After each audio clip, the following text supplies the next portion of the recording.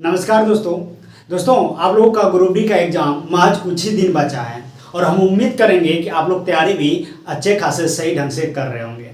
दोस्तों अभी देख रहे हैं जैसा कि कंटिन्यू हम वीडियो आपको नहीं दे पा रहे हैं, हालांकि हम चाहते हैं कि आपको पर डे कम से कम एक वीडियो जरूर दें, लेकिन कभी कभी ऐसा होता है कि ड्यूटी हो जाने की वजह से हम वीडियो अपलोड नहीं कर पा रहे हैं। लेकिन दोस्तों सबसे बड़ी बात यह है ना कि आप जो इंसान सक्सेस कर जाता है, अगर वो चीज़ बता दे कि उसने कैसे किया है, वो चीज़ अगर वो फंडा अगर आपको दे दे तो ज़रूर है कि आप आगे बढ़ेंगे और डेली कहीं न कहीं हर हमेशा उस इंसान का ज़रूरत नहीं पड़ेगा, क्योंकि वो सारा कुछ सारा राज आपको दे चुका है, बस आपको काम करना है सिर्फ। समझ रहे हैं ना? यानी कि दोस्तों आपको जो हम बोल रहे हैं कि आप डेली रूटीन को फॉलो करो, डेली प्रत्येक सब्जेक्ट वाइज एकदम टॉपिक वाइज प्रत्येक सब्जेक्ट को फॉलो करना है और डेली कम से कम एक सेट सुबह लगाओ और एक सेट शाम में लगाओ।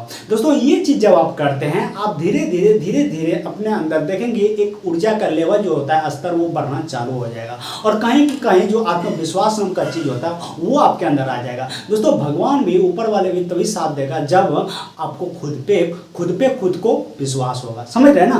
तभी साथ देगा। इसलिए दोस्तों वो चीज खुद के अंदर जगाना पड़ेगा और वो चीज तभी होगा जब आप हार्ड वर्क करेंगे। हम हमेशा बोलते हैं दोस्तों आप हमेशा हार्ड वर्क करो, हार्ड वर्क हाँ, और ये डायरेक्शन जो होना चाहिए वो सही होना चाहिए। यानी कि दोस्तों ये कहीं ना कहीं ये भी गलत नहीं होना चाहिए, यानी कि आपका जो सिलेबस है, जो पढ़ने का चीज़ होना चाहिए वही पढ़ाई होना चाहिए, ना कि हम पलटा दिए जो आया पढ़ना चालू कर दें।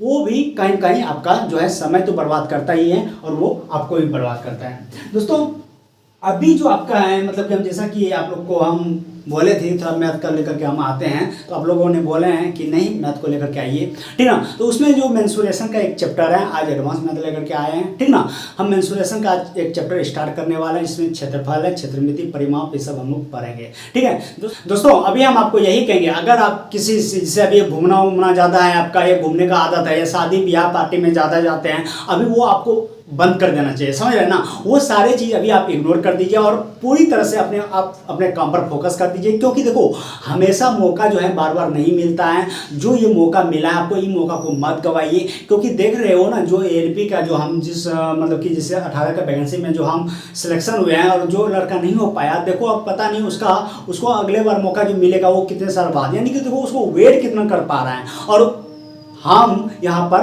काम कर रहे हैं। समझ रहे हैं ना दोस्तों? इसीलिए अभी जितना भी है, कोई दोस्त है इधर पार्टी उधर शादी जाना है, सारी चीज़ आप बंद कर दीजिए और कंटिन्यू दोस्तों कंटिन्यू एक रूटीन बनाओ। जैसा कि बोले आप 8 घंटा कम से कम जरूर पढ़ो, 8 घंटा कम से कम जरूर पढ़ो यार। ये समय इतना अगर आप देते हैं तो बहुत ज़्यादा है अभी सिलेक्शन लेने के लिए। समझ रहे हैं ना दोस्तों? बहुत का आप लोग का कमेंट आता है कि भैया करंट को लेकर के क्या था, करंट को लेकर के टेंशन हो रहा है। भैया करंट कहाँ से पढ़ें, 18 से पढ़ें कि 17 से पढ़ें कि 19 से पढ़ें? देखो दोस्तों ये जो है क्या है 2022 है, ठीक है 2022। अब कहीं न कहीं हम यही कहेंगे भैया कम से कम आप हो सके तो अगर आप पढ़ रखे हैं पहले से भी कम से कम पढ़ रखे हैं तो 20 से 22 तक जरूर आप कवर करो, वरना आप 21 से 22 लेकर के आपको चलना ही पड़ेगा, क्योंकि 22 लास्ट नहीं है, 22 अभी मिड में है, यानी कि मध्य में है, बीच में है। और आपका जो एग्जाम हो रहा है यानी कि एग्जाम का जो समय बचा है वो 30-40 दिन 34-35 दिन बचा है, तो क्वेश्चन जहां था पहले से ही रेडी कर रहा है। कहने का मतलब दोस्तों आपको 21 और 22 पूरा 21 पूरा लेकर के चलना पड़ेगा, क्योंकि आपका एग्जाम भी बहुत काफ़ी लंबा समय तक चलने वाला है, ठीक ना। इसलिए आप मोटा मोटी ये कोशिश करो कि 21 को हम कवर कर लें, ठीक ना। अगर आप पहले से पढ़ रखे हैं तो थोड़ा आप पीछे भी जाइए, यानी कि 20 को भी कवर करने का कोशिश कीजिए, क्योंकि हम जब एलपी के एग्जाम में बैठे थे तो हमको एक क्वेश्चन 2016 का मिला था, मात्र एक ही मिला था। देखो 12-13 को करंट पूछता है या कभी 15 भी पूछ देता है, ठीक ना।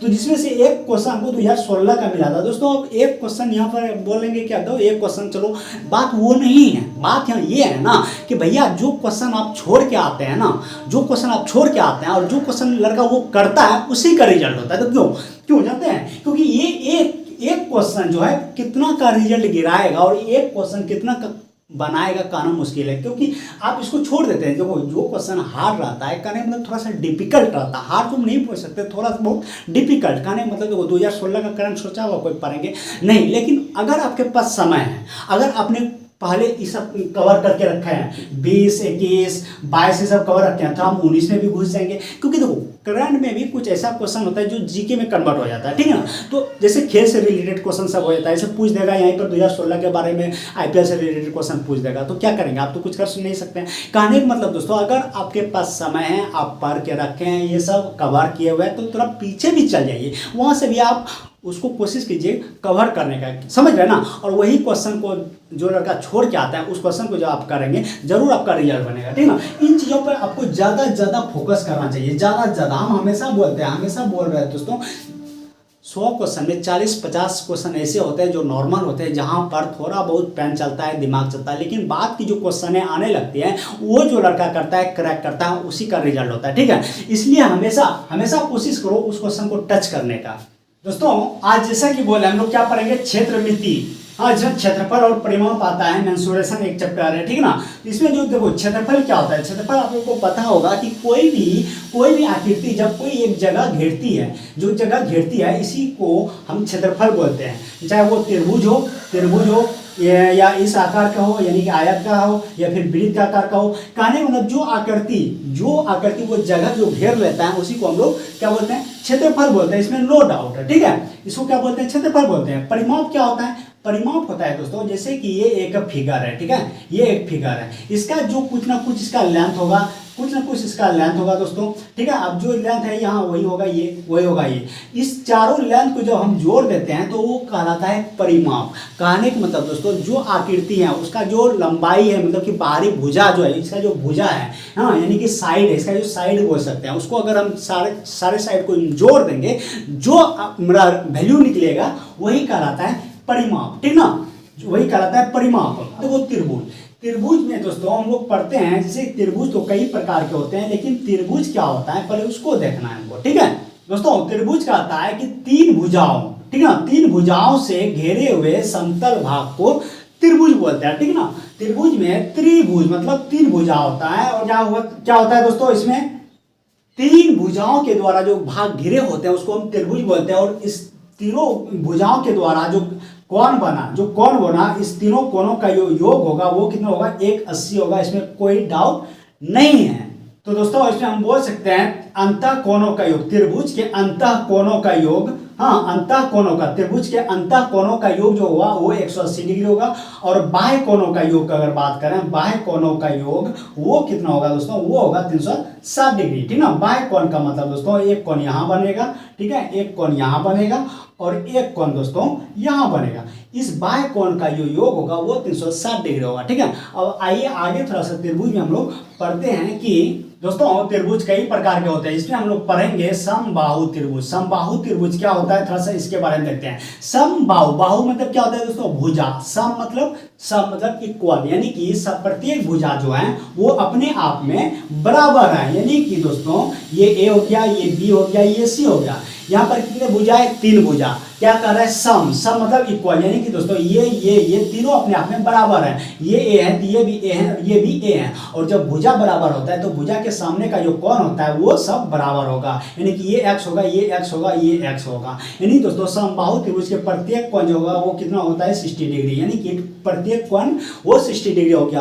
और यहाँ पर तीनों कोणों का योग जो होगा वो क्या होगा, कोण ए प्लस कोण बी प्लस कोण सी, आप बोल सकते हैं दोस्तों 60 प्लस 60 प्लस 60, ठीक है। यानी कि यहाँ पर क्या हो जाएगा, 180 हो जाएगा। और यहाँ पर बाह्य कोण अगर देखा जाए तो ये अगर 60 है तो टोटल यहाँ से अगर रेखा अगर देखा जाए तो 180 होगा, ये 60 है तो ये कितना होगा, 120 होगा। यानी कि दोस्तों यहाँ पर प्रत्येक बाह्य कोण जो होगा वो 120 डिग्री का होगा, ठीक है। प्रत्येक बाह्य कोण जो होगा दोस्तों, प्रत्येक बाह्य कोण जो होगा वो कितना होगा, 120 का होगा। और कितने कोण यहाँ पे बन रहे हैं दोस्तों, 3 कोण बन रहा है। कितने कोण बन रहा है यहाँ पे, 3 कोण बन रहा है। तो 3 का तो टोटल कितना हो जाएगा, 360 हो जाएगा, ठीक है। टोटल कितना हो जाएगा, 360 हो जाएगा। ये देखो त्रिभुज से रिलेटेड कुछ प्रॉपर्टीज होते हैं, कुछ गुण होते हैं, यानी कि उसका जो कुछ अपना गुण होता है, वो चीज़ अगर आप पढ़ लेते हैं, वो चीज़ अगर जान लेते हैं तो उससे रिलेटेड जो सवाल आएगा वो चीज़ आपसे नहीं छूटेगा, ठीक है ना। आप देखो इसमें से क्या है, इसमें से अगर हम एक लंब डाल देते हैं दोस्तों, यहाँ पर डी बना देते हैं, ठीक है, डी लंब बना देते हैं, तो यहाँ पर देखो क्या होगा, यहाँ पर एक लंब बन गया, ठीक है। अब देखो यहाँ पर इस कोण को 2 बराबर भागों में बांटेगा। ये जो कोण है दोस्तों ये 2 बराबर भागों में बढ़ जाएगा, यानी कि ये जो 60 था ये 30-30 में कन्वर्ट हो जाएगा, ठीक है। और ये जो भुजाएं हैं ये भी इक्वल हो जाएगा, यानी कि दोस्तों समबाहु त्रिभुज में शीर्ष से जब बेस पर लंब डाला जाता है तो बेस का जो मतलब कि ये भुजा है 2 बराबर भागों में बढ़ जाएगा और इसका जो एंगल है वो भी 2 बराबर भागों में बढ़ जाएगा, ठीक है। इतना जरूर ध्यान रखिएगा। तो इसमें क्या हो गया दोस्तों, सभी भुजाएं समान होती है, सभी भुजाएं समान होती है, ठीक है, समान होती है, समान होती है, ठीक है। और क्या हो गया दूसरा, सभी अंतःकोण वो भी इक्वल होता है, अंतःकोण भी क्या होता है, समान होता है, ठीक है, समान होता है। तीसरा क्या हो गया दोस्तों, लंब जो होता है, जो हम लंब डालें वो क्या करता है, सम्मुख कोण को समद्विभाजित करता है, सम्मुख कोण को समद्विभाजित करता है, यानी कि बराबर भागों में बांटता है, समद्विभाजित करता है, यानी कि दोस्तों बराबर भागों में बांटता है। चौथा क्या हो गया दोस्तों, समबाहु त्रिभुज का केंद्रक, ठीक है, क्या होता है, केंद्रक और क्या इसका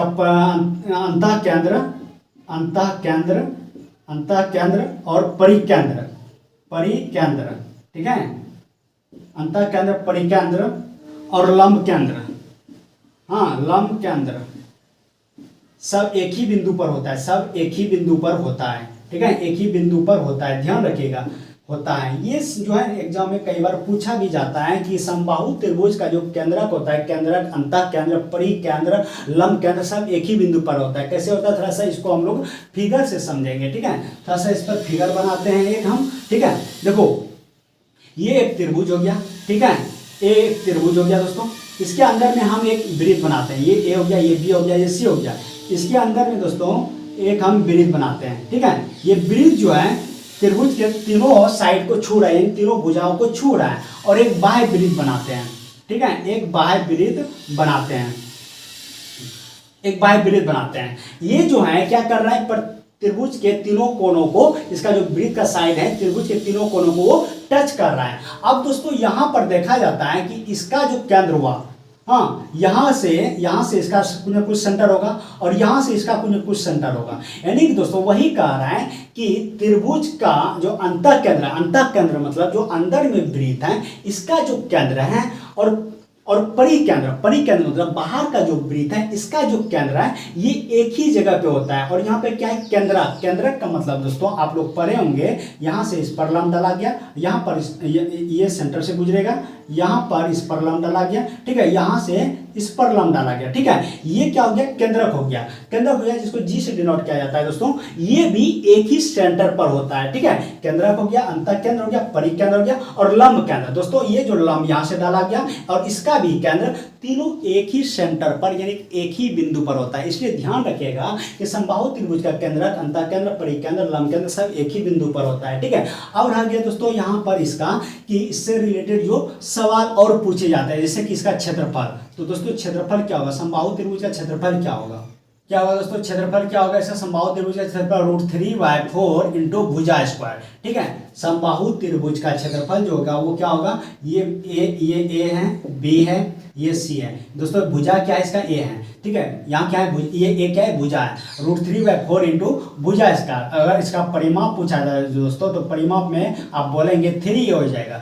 यानी कि 1 2 3 को भुजा है और तीनों भुजा बराबर है, इसलिए 3 हो जाएगा, ठीक है। अब अगर इस पर लंब डाला जाए तो इस लंब की लंबाई अगर हम आपसे पूछेंगे तो लंब का लंबाई भैया बता दो, यानी कि लंब की लंबाई क्या होगा, तो आप निकाल सकते हैं √3/2 इंटू भुजा। क्या होता है दोस्तों, √3/2 इंटू भुजा। दोस्तों ये सारी चीज़ कैसे होता है, ये फार्मूला √3/4 इंटू भुजा स्क्वायर, ये सारी चीज़ कैसे होता है, अगर आपको डिटेल में जानना है तो आप जरूर 9th 10th और 11th का मैथ का जो बुक होता है वो जरूर पढ़ें, वहाँ से आपको सारे जानकारी मिल जाएगा, ठीक ना। और ये समय अभी आपको उस डिटेल में जाने का नहीं है, आपको जो मेन मुद्दा है यानी कि भोजन मिल जाना चाहिए। भोजन कैसे मिलता है उन चीज़ों पे ज़्यादा गहराई में नहीं जाना है, मिल रहा है उस पर कम करना है अभी हमको, ठीक ना, क्योंकि ज़्यादा अगर डिटेल में जाएंगे आपका कहीं समय बर्बाद होगा और आपको जॉब चाहिए और जॉब मिलेगा नहीं, ठीक ना। इसीलिए हमको सिर्फ इस पर कम करना है, ठीक ना। ये हो गया दोस्तों।